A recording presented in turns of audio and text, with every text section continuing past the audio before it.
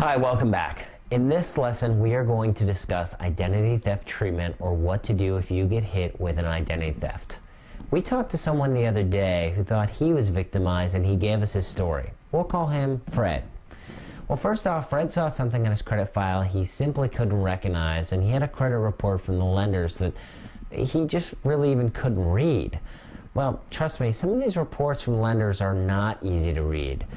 But the reports at MyFICO, Equifax, and TrueCredit and other consumer websites are easier to read, and so they're worth the investment. He appeared to have a credit line or card that he didn't recognize, and he couldn't easily tell what it was. In his case, the line item was an $18,000 credit line with a $4,000 balance. He really had no idea where he should start. So let's talk about a short checklist of what you should do. First off, place a 90-day fraud alert on your credit file by contacting any of the 3 bureaus. It's free and it's easy. Again, you don't need to contact all 3 bureaus. Once one knows, they tell the other 2. To set this up, call any of the 3 bureaus. Equifax's number is 1-800-685-1111. Press option 4, then option 4 again, and that'll get you into the system. Or go to Equifax.com. Okay, step 2. You need an identity theft report. So what's this? An identity theft report is simply a police report that contains details of the identity theft. You need this report to dispute any fraudulent account behavior on your report to the financial institutions.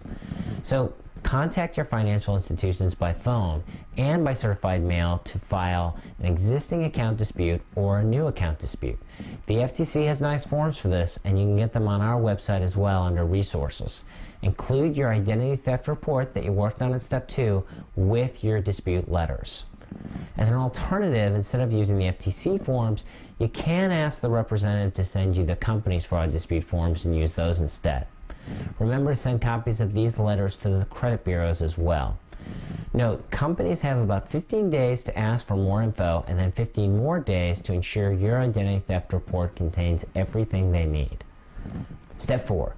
Send follow-up letters to the credit bureaus detailing the status with credit financial institution companies. You may get some sort of resolution notice from your financial institution, but the bureau may not pick it up as quickly, so you want to contact them. It's a good idea to follow up on your own. Step 5. Consider a 7-year alert or a freeze on your account. We'll talk more about this in lesson number 9. Step 6. Report the crime to the FTC.